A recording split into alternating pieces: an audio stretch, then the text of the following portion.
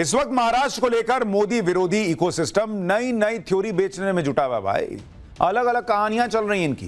कोई कह रहा है कि शिंदे खेला कर देंगे, कोई कह रहा है कि उद्धव और शिंदे अब मिल जाने वाले हैं, कोई कह रहा है कि शिंदे पवार इंडी के साथ जाकर सरकार बना लेंगे। मतलब एकनाथ शिंदे, अजीत पवार सब कहेंगे महायुति छोड़ो और वो चले जाएंगे इंडी अलायंस के साथ, महाविकास अघाड़ी के साथ, और सरकार बनेगी।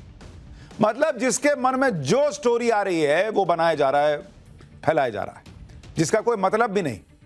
कोई ये नहीं देख रहा कि प्रधानमंत्री नरेंद्र मोदी महाराष्ट्र का कोई लोड भी नहीं ले रहे भाई। वो तो रिलैक्स मोड में है, आराम से पिक्चर देख रहे हैं।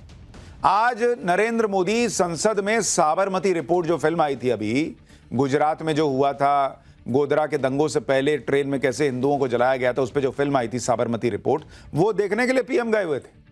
अगर महाराष्ट्र को लेकर कोई कंफ्यूजन होता, बहुमत ना होता, कहीं कोई असमंजस की स्थिति होती, कहीं कोई पेच फंस रहा होता, तो इतने रिलैक्स मोड में नरेंद्र मोदी दिख रहे होते। लेकिन यहां तो कोई कंफ्यूजन है नहीं, बहुमत भी ऐसा कि कोई खेला हो भी नहीं सकता, सब कुछ क्लियर भी है, क्योंकि महाराष्ट्र की पिक्चर की रिलीज डेट पहले ही बता दी गई है कि भाई शपथ ग्रहण जो है वो कब होना है, ये बता दिया गया।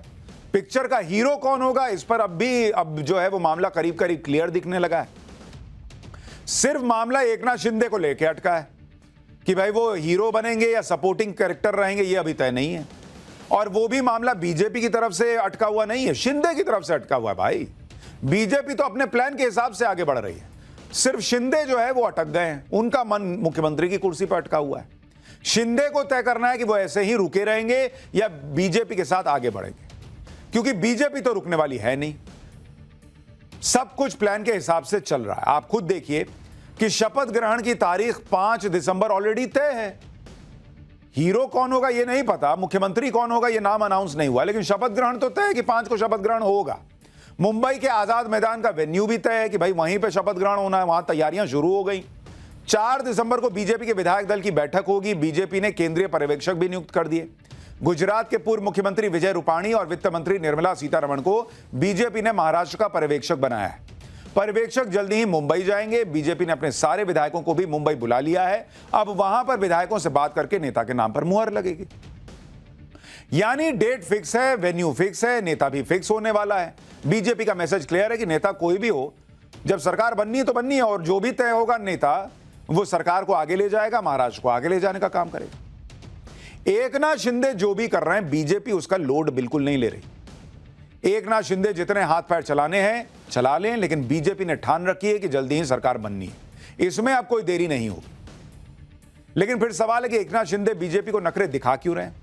भाई जब से नतीजे आए तब से बीजेपी शिंदे के नखरे ही तो देख रही है। शिंदे को टाइम भी बहुत दिया गया, लेकिन अब और इंतजार करने का कोई मतलब नहीं दिखता, क्योंकि बीजेपी के पास अपने दम पर ही नंबर है और अजीत पवार का सपोर्ट भी है। आज यह खबर आई थी कि अजीत पवार, एकनाथ शिंदे और देवेंद्र फडणवीस फिर से दिल्ली आएंगे और अमित शाह से मिलेंगे। लेकिन बाद में खबर यह आई कि अजीत पवार ही दिल्ली आएंगे।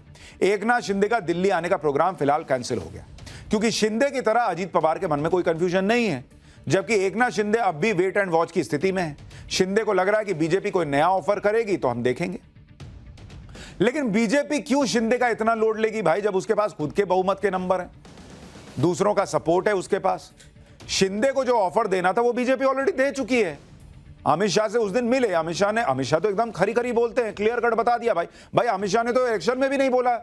पिछली बार जिस तरह से उद्धव ठाकरे ने बोल दिया कि मुझे कमरे में कहा था कि भाई तुम आधा 2.5 साल तुम 2.5 साल हम, अमित शाह ने इस बार कोई रिस्क ही नहीं लिया, सीधा खुले प्रेस कॉन्फ्रेंस में बोल दिया कि सीएम बाद में तय करेंगे। अब बीजेपी शिंदे का जो है वो इसलिए भी ज्यादा शिंदे को भाव देने के मूड में नहीं है, या कुछ ज्यादा देने के मूड में नहीं है। पहले शिंदे चाहते थे कि बीजेपी उन्हें सीएम की पोस्ट दे दे। बीजेपी ने कहा किस बात का बॉस, हम 132 लेके बैठे, आपको किस बात का सीएम का पद दे दे। फिर शिंदे चाहते थे कि फडणवीस सीएम ना बनाया जाए। शिंदे ये चाहते थे कि अगर फडणवीस सीएम बने तो फिर वो डिप्टी सीएम नहीं बनेंगे। डिप्टी सीएम के लिए शिंदे की तरफ से उनके बेटे को प्रमोट किया जा रहा था, लेकिन शिंदे को बीजेपी ने क्लियर कट कह दिया कि भाई बनना है तो आपको डिप्टी सीएम बनना होगा और आपको उसी हिसाब से चलना होगा जैसा बीजेपी कह रही है। आज ही शिंदे के बेटे श्रीकांत शिंदे ने सोशल मीडिया पर एक पोस्ट भी डाला। उसमें श्रीकांत शिंदे ने कह दिया कि महागठबंधन सरकार के शपथ ग्रहण समारोह में थोड़ी देरी हुई है और वर्तमान में इस बारे में बहुत चर्चा और अफवाहें।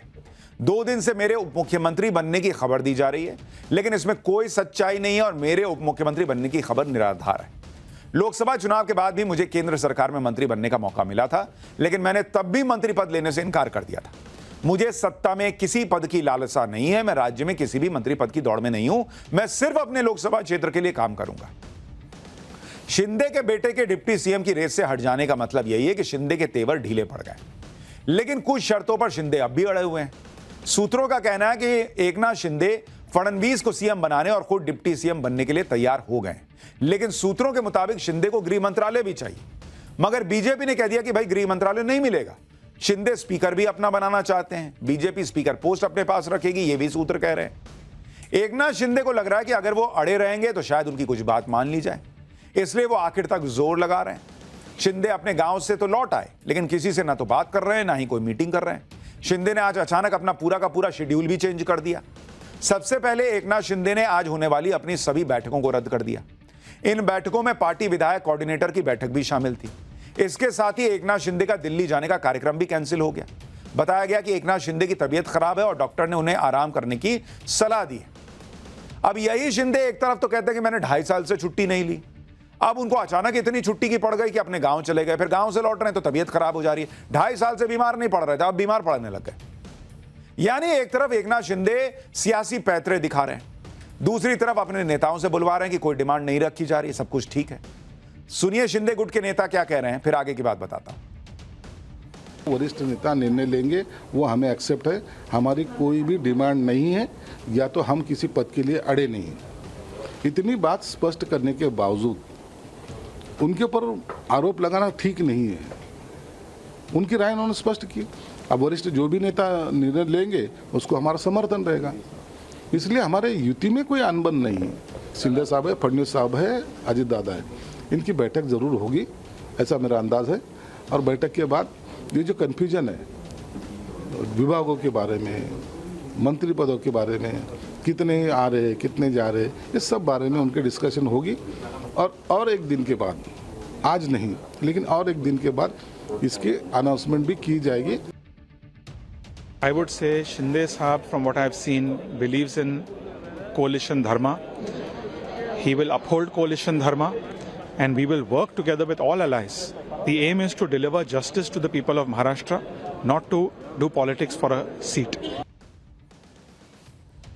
यानी शिंदे गुट के तमाम नेता कह रहे हैं कि शिंदे साहब को मत बोलिए भाई कुछ, उन्होंने तो सब क्लियर कर दिया, वो तो जो मोदी शाह कहेंगे वो मानेंगे। अरे तो मानेंगे तो फिर आइए मीटिंग में, गांव में जाके बैठे हैं, फिर इधर उधर जाके बैठ रहे हैं। एकनाथ शिंदे का इस तरह से सियासी पैतरे दिखाना आज की डेट में बनता नहीं, क्योंकि शिंदे के लिए बीजेपी ने बहुत कुछ किया, ये वो शायद भूल रहे हैं। भाई बीजेपी ने ही एकनाथ शिंदे को सीएम बनने का मौका दिया था। ज्यादा सीट होने के बावजूद बीजेपी ने सीएम की कुर्सी कुर्बान कर दी थी एकनाथ शिंदे के लिए। शिंदे को 2.5 साल तक सीएम बनाए रखा और फिर चुनाव में शिंदे को साइड लाइन नहीं किया, उन्हें भी एक चेहरा बनाया गया। लेकिन चुनाव जीतते ही शिंदे को भ्रम हो गया कि चुनाव तो उनकी वजह से जीता गया और सबसे बड़ा चेहरा तो वही है।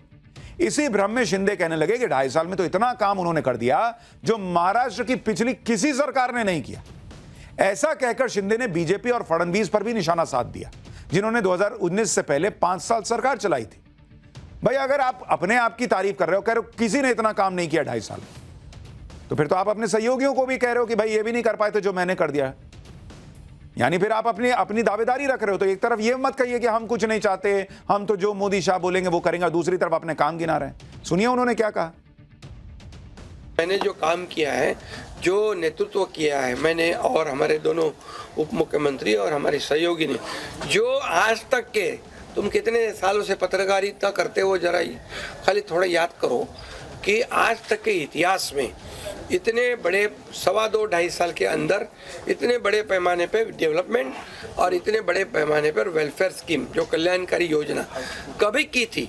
ये देखो, मैं इतना ही कहूँगा, इतनी योजनाएं 2.5 साल में करने वाली ये ऐतिहासिक सरकार है और ये सुनहरी अक्षरों में लिखा जाएगा। एकनाथ शिंदे की बातों में ही महत्वाकांक्षा छलक रही है, गिर रही है। और कई लोग तो सोशल मीडिया पे ये भी लिख रहे हैं कि जिस शिवसेना से वो आए हैं उसी शिवसेना का एक तरह से ये बर्ताव है कि जैसे ही मुख्यमंत्री की कुर्सी दिखती है मन डोल जाता है। उद्धव ठाकरे के साथ यही हुआ था, अब एकनाथ शिंदे के साथ हो रहा है। कुर्सी का मोह उनसे छूटे नहीं छूट रहा। शिंदे वही गलती कर रहे हैं जो उद्धव ठाकरे ने की थी, जबकि इस बार अमित शाह ने चुनाव से पहले ही क्लियर कर दिया था कि चुनाव के बाद ही मुख्यमंत्री तय होगा।